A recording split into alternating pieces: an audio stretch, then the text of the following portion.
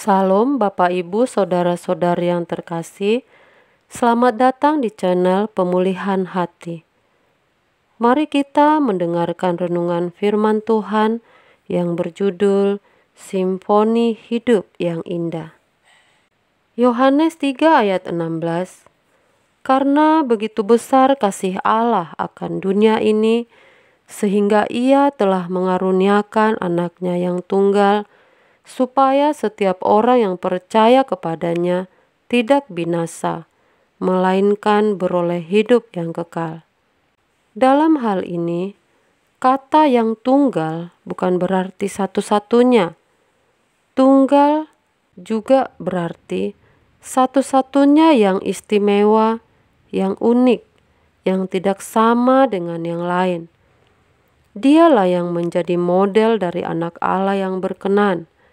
Dan kata percaya juga bukan hanya yakin bahwa Dia adalah Tuhan dan Juru Selamat. Sebagaimana kalau kita percaya kepada seseorang, maka kita bukan hanya mempercayai statusnya dan keberadaannya, melainkan harus ada urusan dengan Dia yang di dalamnya. Harus diikat dengan kepercayaan itu. Seperti seorang atasan kepada bawahan, atau sebaliknya, seorang pembeli dengan penjual. Misalnya, ada kaitan, ada kegiatan. Kalimat setiap orang yang percaya kepadanya berarti kalau kita percaya kepada Yesus, kita harus mengikuti yang Tuhan Yesus katakan. Ikutlah aku. Di sepanjang Injil, kita akan mendengar kalimat itu. Ikut aku. Hal ini juga dibahasakan oleh Paulus di Filipi 2. Memiliki pikiran, perasaan Kristus. Jadi kalau percaya kepadanya, artinya hidup kita harus mengikuti Dia dan kita harus mempertaruhkan seluruh hidup kita untuk belajar mengenakan hidupnya. Sebab Allah memberikan anaknya yang istimewa ini bukan hanya sekedar menebus dosa kita, melainkan juga untuk menjadi teladan kita. Dan Dia menjadi pokok keselamatan yang mengubah kita. Lagu hidup kita dahulu kacau dan Tuhan dengan kehebatannya mengubahnya menjadi simfoni yang indah. Berapa banyak lagu yang bisa diciptakan Tuhan, banyak manusia. Setiap orang bisa menjadi simfoni yang indah. Tidak ada satu manusia yang sama dengan manusia lain. Tidak ada simfoni yang sama. Semua simfoni hidup yang digubah oleh Roh Kudus melalui Tuhan Yesus adalah simfoni hidup yang indah. Karena Yesus sendiri telah menjadi simfoni yang indah. Kalimat supaya setiap orang yang percaya kepadanya tidak binasa, berarti hanya satu yang membuat orang tidak binasa, yaitu kalau ia bersekutu dengan yang menciptakan hidup. Dan hanya Yesus yang bisa menjadi jalan. Akulah jalan, kebenaran, dan hidup. Bapa tidak bisa bersekutu dengan orang yang hidupnya berantakan. Maka yang percaya itu tidak binasa, memperoleh persekutuan dengan Allah.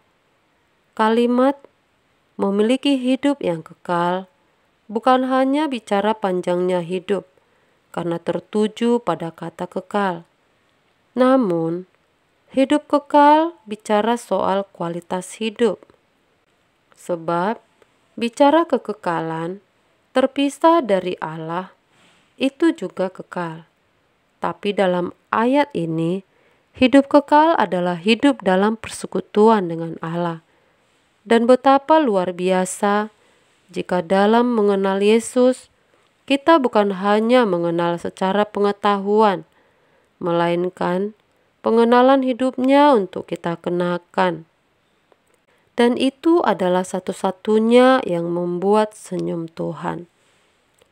Menjadi tugas kita untuk berjuang agar membuat senyum Tuhan.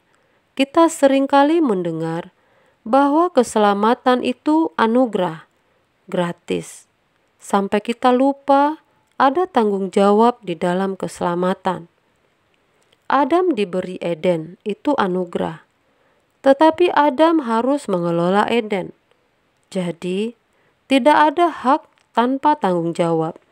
Tidak ada anugerah tanpa panggilan untuk memenuhi suatu tanggung jawab. Keselamatan itu anugerah. Tapi, harga tanggung jawab keselamatan itu adalah menjadi seperti Yesus.